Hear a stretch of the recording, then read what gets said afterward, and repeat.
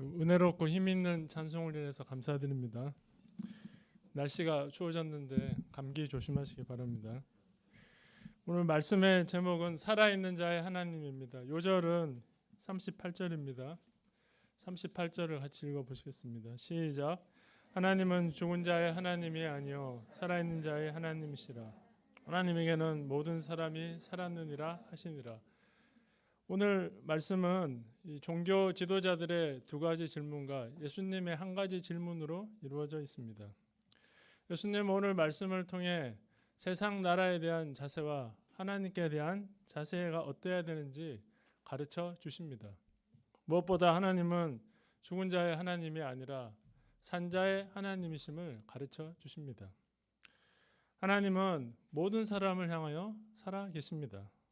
우리가 이 하나님 앞에 죽은 자가 되지 않고 산 자가 되기를 기도합니다. 또 과부와 같이 하나님을 진심으로 사랑하여 감사와 기쁨으로 자신의 모든 것을 드리는 참된 경건과 믿음의 사람들이 될 수 있기를 간절히 기도합니다. 제1장 살아있는 자의 하나님 19절에서 40절까지입니다. 19절과 20절을 보십시오. 이 서기관과 대제사장들은 포도원 비유가 자신들을 가리켜 하신 말씀인 줄 알았지만 회개하지 않고 마음이 더 완악해져 예수님을 잡고자 하였습니다. 21절을 보십시오. 그들이 물어 이르되 선생님이여 우리가 아노니 당신은 바로 말씀하시고 가르치시며 사람을 외모로 취하지 아니하시고 오직 진리로서 하나님의 도를 가르치시나이다. 그들은 입에 침도 바르지 않고 달콤한 말로 예수님을 지켜세워 함정에 빠뜨리고자 하였습니다. 그들의 간교한 질문이 무엇이었습니까? 우리가 가이사에게 세를 바치는 것이 옳으니까 옳지 않으니까 하니. 유대인들은 BC 63년 로마의 지배를 받으며 해마다 세금을 바쳐야 했습니다. 이 세금은 로마 황제에게 직접 내는 2데나리온의 인도세로 남자는 14세 이상, 여자는 12세에서 65세까지 반드시 로마 은전 데나리온으로 바쳐야 하는 것이었습니다. 이 세금은 이교 신전을 유지하고 로마 상류층들의 사치 생활에 이용되었습니다. 문제는 가이사에게 세금을 내는 것이 로마 황제를 인정한다는 의미였기 때문에 하나님만 주권자이심을 믿는 유대인들에게는 받아들일 수 없는 것이었습니다.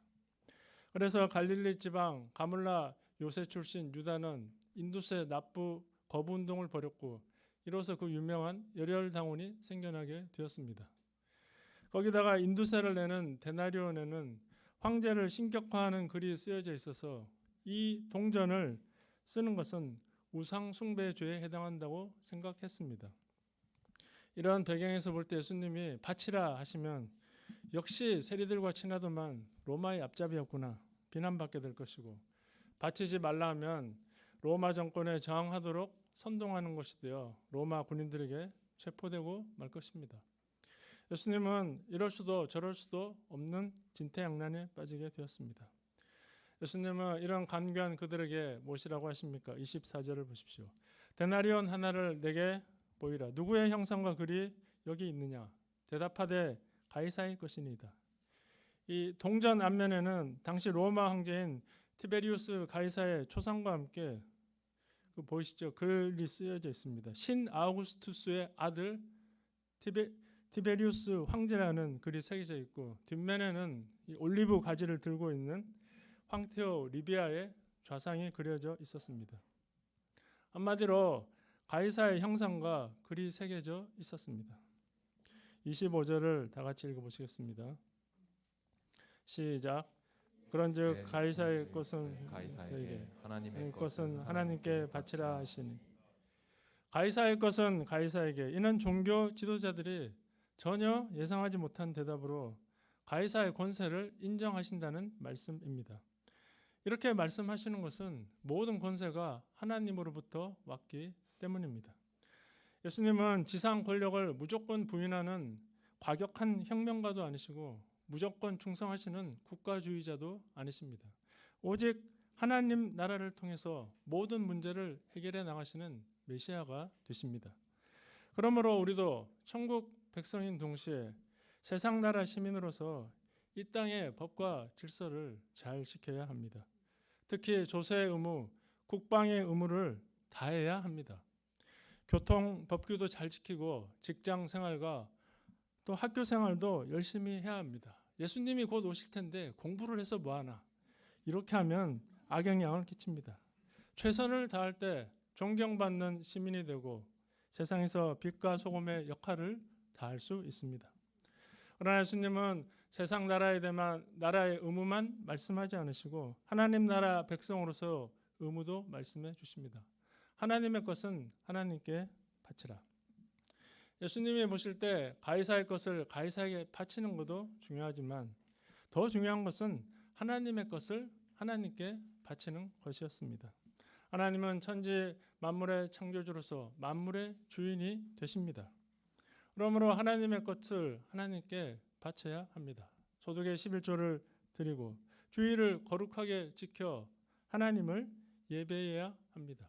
첫 열며 하루 첫 시간을 하나님께 드림으로 하나님 중심의 삶을 살아야 합니다. 데나리온에 가이사의 형상이 새겨져 있듯이 우리의 마음과 몸에 하나님의 형상이 새겨져 있으므로 우리의 마음과 몸을 하나님께 바쳐야 합니다. 로마서 12장 1절 말씀합니다. 같이 한번 읽어보시겠습니다. 시작. 그러므로 형제들아 내가 하나님의 모든 자비하심으로 너희를 권하노니 너희 몸을 하나님이 기뻐하시는 거룩한 산 제물로 드리라. 이는 너희가 드릴 영적 예배니라. 요즘은 코로나로 인해 바쳐도 그만 안 바쳐도 그만인 비대면 시대가 되었습니다. 그러나 보이지 않을수록 우리 몸과 마음을 힘써 하나님께 바쳐야 하겠습니다. 이를 통해 하나님을 더욱 사랑하는 법을 배우고 하나님의 도우심과 함께 하심으로 이 힘든 시대를 이기고 승리해 나갈 수 있기를 간절히 기도합니다. 27절 보십시오. 정치적 질문을 하던 서기관과 대제사장들이 물러나자 이번에는 부활이 없다고 주장하는 사두개인들이 나와서 종교적 질문을 하였습니다. 사두개라는 말은 다윗 시대 대제사장이었던 사독에게서 유래했는데 그들은 사내들인 공의 핵심 세력으로서 정치 권력과 결탁하여 부귀영화를 누리는 귀족 계급이었습니다. 그들은 모세의 오경만을 인정하여 부활도 없고 천사도 없고 영도 없다고 주장했습니다. 그들은 영생이나 장차올 심판, 사후세계를 인정하지 않으므로 눈에 보이는 현실 세계만 집착하는 현실주의자들이었습니다. 28절을 보십시오. 28절을 다 같이 한번 읽어보시겠습니다. 시작. 물어 이르되 선생님이여 모세가 우리에게 써주기를 만일 어떤 사람의 형이 아내를 두고 자식이 없이 죽으면 그 동생이 그 아내를 위하여 형을 위하여 상속자를 세울지니라 하였나이다. 이는 신명기 25장 5절에서 10절에 나오는 수원법으로 형이 자식이 없이 죽으면 동생이 형수를 취하여 자식을 낳아 형의 기업을 얻게 한 것을 말씀합니다. 그들은 이 수원법을 기초로 회개한 질문을 하였습니다. 29절에서 33절을 보십시오. 칠형제가 있었습니다. 자그마치 7명이었습니다.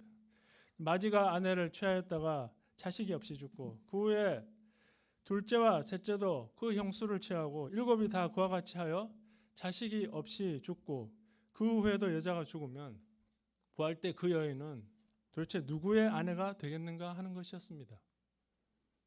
이럴 수가 있을까요? 이 이야기는 본래 유대인들의 외경인 토비스에 나오는 것으로 토비스의 친척인 아름답고 신앙 깊은 사라는 이 수혼법의 기초에 7번 결혼했으나 7번 모두 신혼 첫날 밤 남편이 죽게 되고 맙니다. 이는 아스모데오라는 악기가 역사했기 때문인데 사라의 여종들은 사라가 기가 세서 남편을 죽인다고 모욕하였습니다. 사라는 이런 가운데서도 인내하며 하나님 앞에서 믿음을 지킴으로 결국 토빗의 신실한 아들과 다시 결혼하게 됩니다. 이 이야기는 고난 중에서도 낙심치 않고 인내하면 하나님이 불행을 선으로 바꾸어 주신다는 아름다운 이야기인데 사두개인들은 부활이 없다는 것을 증명하기 위해 이 전설의 고향에 나올 법한 회개한 이야기로 바꾸어 버렸습니다. 이런 그들의 문제가 무엇입니까? 첫째, 그들은 하나님의 능력을 알지 못했습니다. 34절부터 36절까지 다 같이 읽어보시겠습니다. 시작. 예수께서 이르시되 이 세상의 자녀들은 장가도 가고 시집도 가되 저 세상과 및 죽은 자 가운데서 부활함을 얻기에 합당히 여김을 받은 자들은 장가 가고 시집 가는 일이 없으며 그들은 다시 죽을 수도 없나니 이는 천사 동등이요 부활의 자녀로서 하나님의 자녀입니다. 이 세상에 사는 우리는 늙고 죽기 때문에 종족을 보존하고 번식하기 위해 장가가고 시집가야 합니다. 그러나 저 세상에서는 천사와 같이 영원 불멸의 존재가 되기 때문에 시집가고 장가갈 필요가 없습니다. 그러나 부활을 믿지 않는 자들은 늙고 병들어 죽은 인간이 영원한 생명을 지닌 몸으로 부활하는 것은 불가능하다 생각했습니다. 또 부활을 현세 연장으로 생각하여 만일 부활이 있다면 일곱 형제끼리 아내 쟁탈 전에 비극이 벌어질 것이니 부활은 있어서도 안 되고 있을 수도 없다고 주장하였습니다. 그냥 지금 잘 먹고 잘 살면 되지 꼭 부활해야 되는가? 이들의 모토는 내일 죽을 터이니 먹고 마시자 하리라였습니다. 그러나 우리 몸은 장차 썩지 않고 영광스러우며 강하고 신령한 몸으로 변화됩니다. 그때는 다시 죄의 소욕에 지배당하지 않고 더 이상 죽음의 고통에 시달리지 않게 됩니다. 영광스러운 하나님의 자녀가 되어 우리 주님과 함께 영원토록 살게 될 것입니다. 하나님은 전능하신 분이시기 때문에 썩어 없어질 우리 육체로 능히 그렇게 하실 수 있으십니다. 둘째로 그들은 성경을 알지 못했습니다. 그들은 모세오경에 부활이라는 말이 없다고 부활의 진리를 부인했습니다. 그러나 예수님은 그들이 인정하는 출애굽기에서 부활의 진리를 말씀해 주십니다. 37절을 보십시오. 37절을 다 같이 읽어보시겠습니다. 시작. 죽은 자가 살아난다는 것은 모세도 가시나무 떨기에 관한 글에서 주를 아브라함의 하나님이요 이삭의 하나님이요 야곱의 하나님이시라 칭하였느니, 이 말씀은 출애굽기 3장 15절 말씀을 인용한 것으로 아브라함은 모세보다 400년 전에 살았던 사람이었습니다. 그러므로 나는 아브라함의 하나님이었고 이삭의 하나님이었고 야곱의 하나님이었다고 말씀하셔야 될 것 같은데 모두 현재형으로 되어 있습니다. 이것은 아브라함과 이삭과 야곱이 오래전에 죽어 땅에 묻혔지만 부활하여 살아있다는 것을 말씀하여 주시는 것입니다. 그들은 하나님의 약속을 믿고 하나님 나라를 사모하며 믿음으로 살다가 믿음으로 죽었습니다. 하나님은 이런 그들에게 부활의 새 생명을 주셔서 하나님 나라에서 영원히 살게 하셨습니다. 우리도 언젠가는 아브라함과 이삭과 야곱처럼 이 땅을 떠날 때가 올 것입니다. 그런데 성경이 말씀하시는 바는 그들처럼 믿음으로 사는 사람은 부활하여 영원히 산다는 것입니다. 38절을 다 같이 읽어보시겠습니다. 시작. 하나님은 죽은 자의 하나님이 아니요 살아있는 자의 하나님이시라. 하나님에게는 모든 사람이 살았느니라 하시니. 하나님은 죽은 자의 하나님이 아니라 산 자의 하나님이 되십니다. 여기서 죽은 자란 부활을 믿지 못해 믿음이 없이 살아가는 자들을 가리킵니다. 이런 자들은 평소에는 아무 문제가 없어 보이는 것처럼 보이지만 믿음이 없기 때문에 조금만 어려운 일을 만나도 부정적이고 운명적인 생각에 빠집니다. 하나님의 능력을 의심하고 불신합니다. 이런 자들은 하나님을 만날 수 없고 그 능력을 체험할 수도 없습니다. 하나님은 이런 죽은 자의 하나님이 아니라 산자의 하나님이 되십니다. 산자는 아브라함과 이삭과 야곱과 같이 하나님은 살아계셔서 찾는 자들에게 상 주시는 이심을 믿는 자들입니다. 이들은 살아있기 때문에 하나님과 동행하며 하나님의 숨결을 느끼고 살기 때문에 항상 그 믿음이 살아있습니다. 말도 살아있고 눈빛도 살아있고 행동도 살아있습니다. 하나님에게는 모든 사람이 살았느니라. 하나님은 모든 사람을 향하여 항상 살아계십니다. 아브라함에게도 살아계셨고 모세에게도 살아계셨고 지금도 살아계십니다. 믿는 자와 함께 하시고 그들을 통해 역사하십니다. 하나님은 우리가 이런 산자가 되기를 원하십니다. 그런데 문제는 우리가 믿음이 없어서 이 죽은 자가 된다는 것입니다. 하나님께서 나를 제대로 도와주지 않으셔서 또 나에게 소망을 끊으셔서 내가 힘들다고 생각합니다. 그러나 하나님은 모든 사람을 향하여 언제나 살아계십니다. 그래서 고난과 역경 가운데서도 이 하나님을 믿고 사는 자와 함께 하시고 승리를 주시고 영광을 나타내십니다. 아브라함이 바로 그런 삶을 살았습니다. 그는 약속을 받았지만 100세가 될 때까지 약속이 이루어질 기미가 전혀 보이지 않았습니다. 사라의 경수도 이미 끊어져 그는 죽은 자와 방불하게 되었습니다. 그러나 아브라함은 믿음이 약해지지 않고 오히려 견고해져서 약속하신 그것을 능히 이루실 줄 확신함으로 하나님께 영광을 돌렸습니다. 로마서 4장 17절 하반절은 말씀합니다. 그가 믿은 바 하나님은 죽은 자를 살리시며 없는 것을 있는 것으로 부르시는 이시니라. 하나님은 죽은 자도 살리시고 없는 것도 있는 것처럼 부르시는 권능의 주 전능하신 하나님이 되십니다. 이 하나님을 믿을 때 현실의 한계와 어려움으로 절망하지 않을 수 있습니다.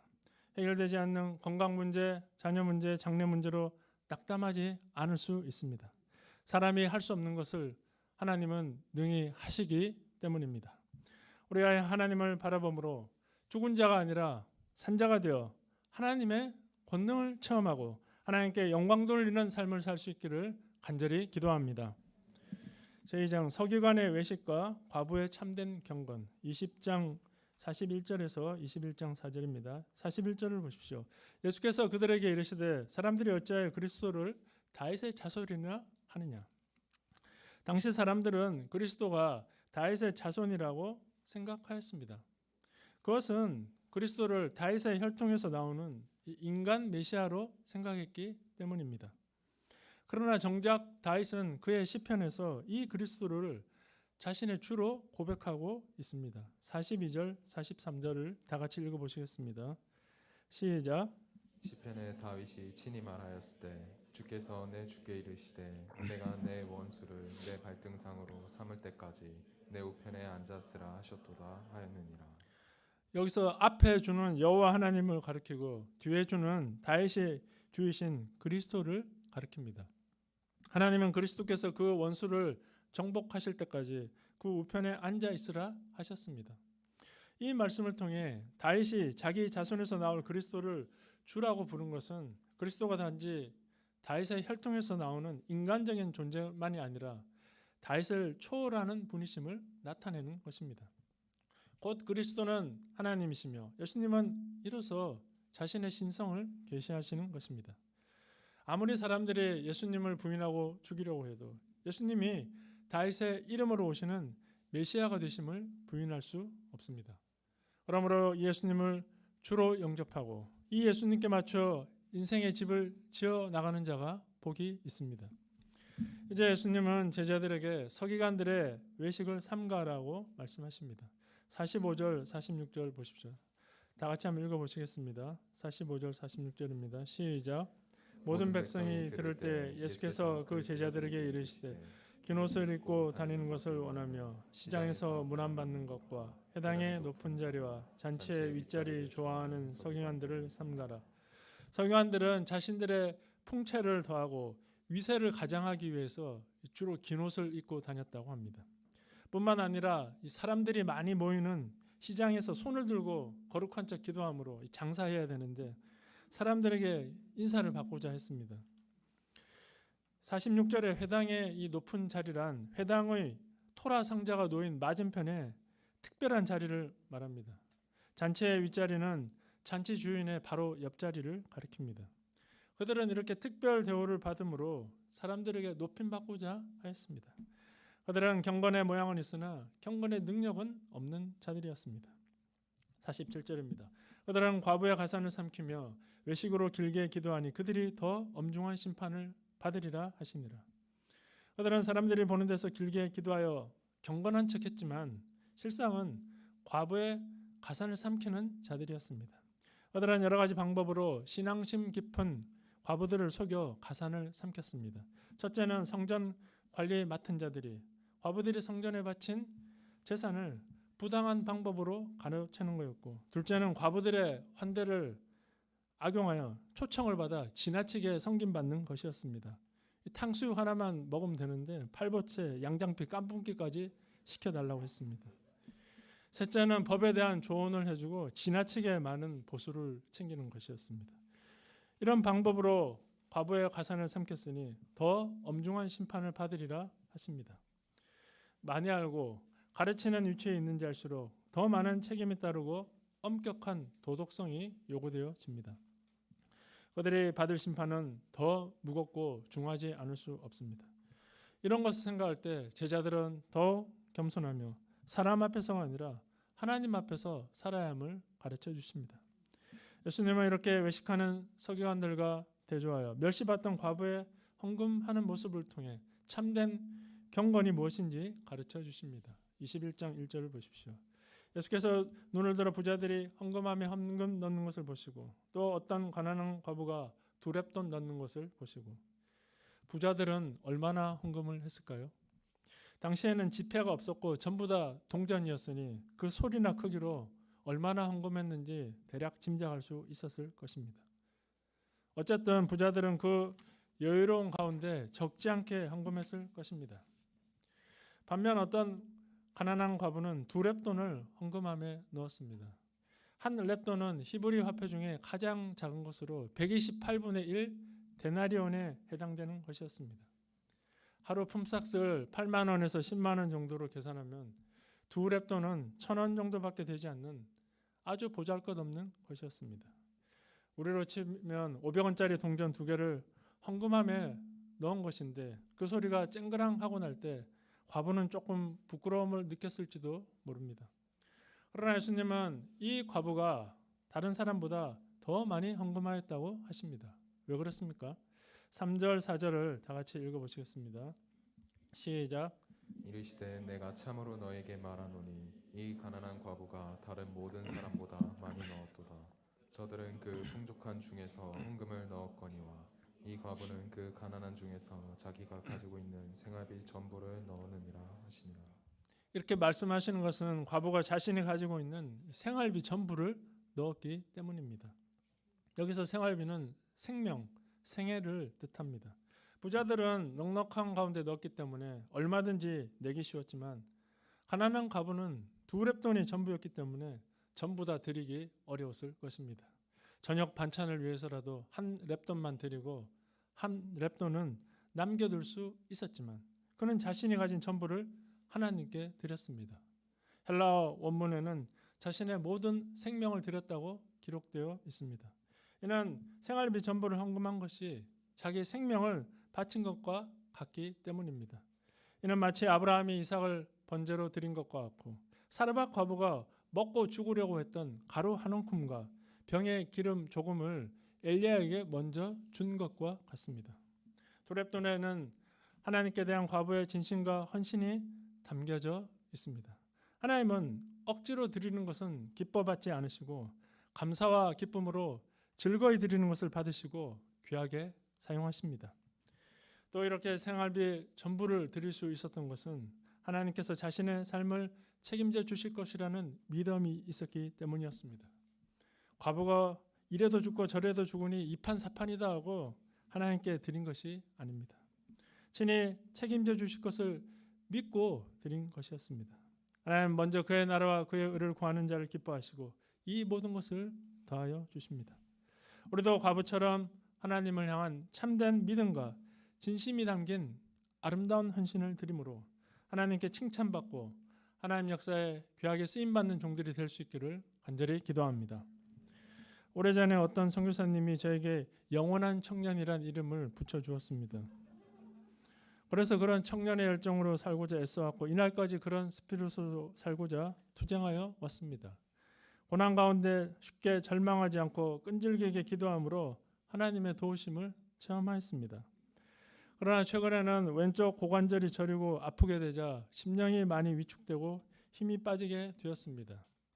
축구를 하면 자다가도 벌떡 일어났는데 축구를 하고 나면 허리가 너무 아프고 불편해 축구를 할 수 없게 되었습니다. 거기다가 열심히 기도한다고 제 간구가 항상 응답되는 것이 아니라는 생각이 들어왔습니다. 어떤 사람의 기도는 잘 들어주시면서 왜 저에게는 이렇게 야박하신가 회의와 불신이 생겼습니다. 떨어지는 낙엽과 머리 감을 때마다 빠지는 머리카락을 보며 서글픈 마음 금할 수 없었습니다. 그 와중에 저의 유일한 기쁨은 제가 집에 들어갈 때마다 공중 제비를 돌며 저를 반겨주는 강아지와 제가 먹고 싶다는 것을 다 해주는 동역자뿐이었습니다. 저는 주께서 역사하지 않으시니 어쩔 수 없다고 생각하며 죽은 자처럼 지냈습니다.